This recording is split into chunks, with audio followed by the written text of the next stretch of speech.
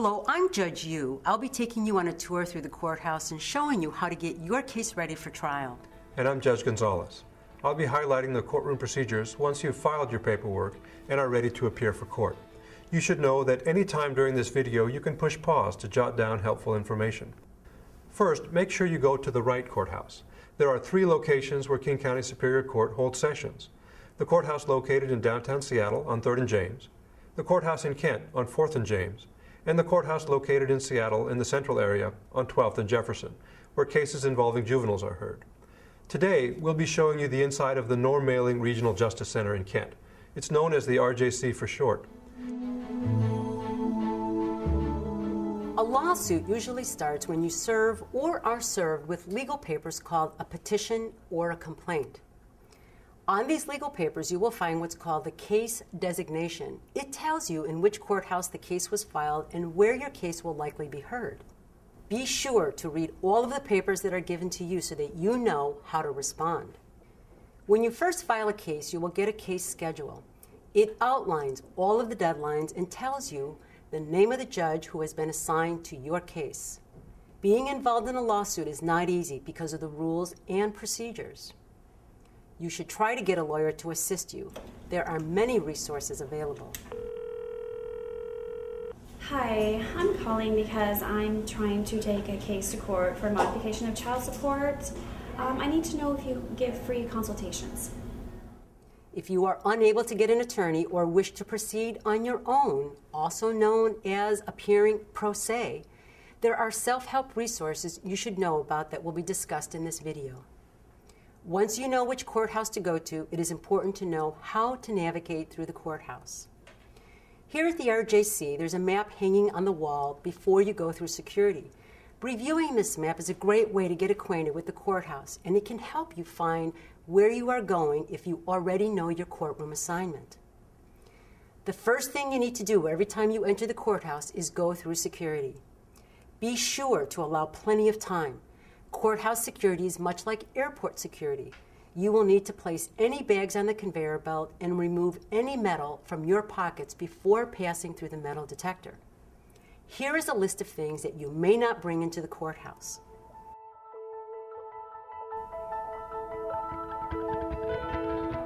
The clerk's office is where originals of all of the papers for a case are filed. It is here that you can look up your case and see the documents that have been filed.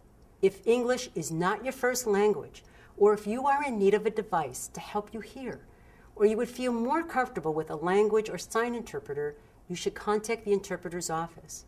There are over 100 foreign languages utilized in King County. The Family Law Information Center has various forms you can buy to use in a family law case. Although the staff cannot give you legal advice, they can provide information and referrals. The courthouses also have law libraries where you can do legal research.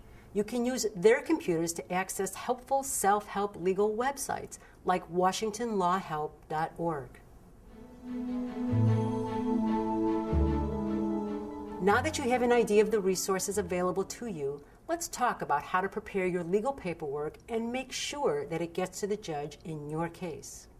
Once your paperwork is complete and ready to turn into the court, make at least 4 copies, 2 for the court, 1 for the other party in the case, and 1 for you. You can make copies in the law library or at the clerk's office for a small fee. After making copies, you should go to the clerk's office and turn in or file your original paperwork there. If you are just starting a case, you should go to the counter and show your paperwork to the clerk. The clerk will give you a form to fill out so the court knows what kind of lawsuit you are starting. That'll be $200.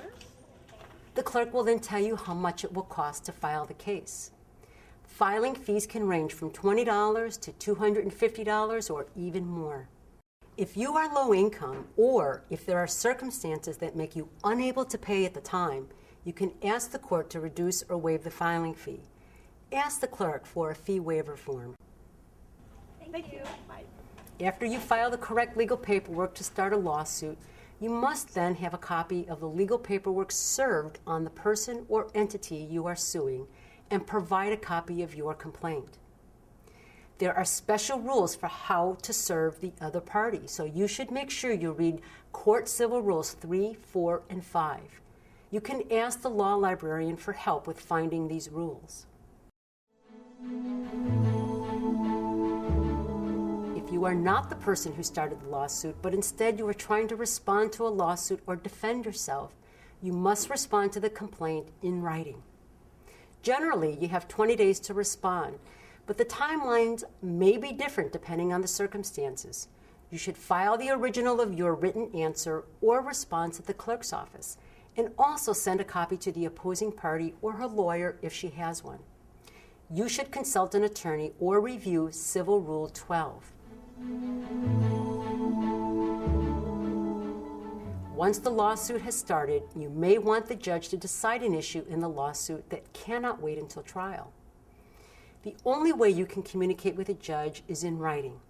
Communicating with a judge is done by filing what is called a motion. When you are preparing your motion, you should write what you want, why you want it, and the reasons why the judge should grant your request. If you have any supporting documents, receipts, or photos, you should attach those to your motion. If you also want to submit statements from witnesses, you should make sure that they are signed under penalty of perjury of the laws of the state of Washington. When you finish writing your motion, you should then fill out a form called a note for motion. That serves as a transmittal sheet. This is the form you will use to schedule a date for the judge to hear your request and let the opposing party tell his or her side of the story. To get this form, you can download it from the court's website or ask the law librarian or other self-help resources. You should review the King County local rules, particularly Local Rule 7, so you know how to file a motion. After you are done writing your motion and completing the note for motion form, you should make copies and file the original at the clerk's office. After filing the original with the clerk's office, you should then file another copy for the judge to review. This copy is called working papers, and it must be delivered to the judge's mailroom.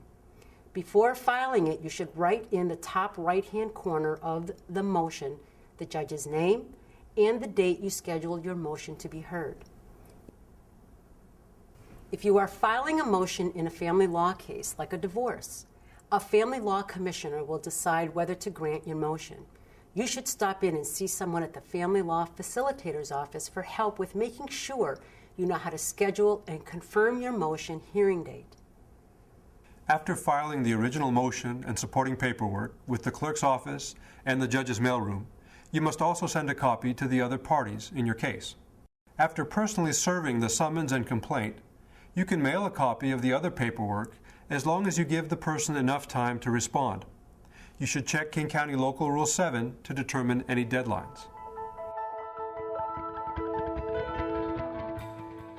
Now that you are done with preparing, filing, and serving your paperwork, you can prepare for appearing in court.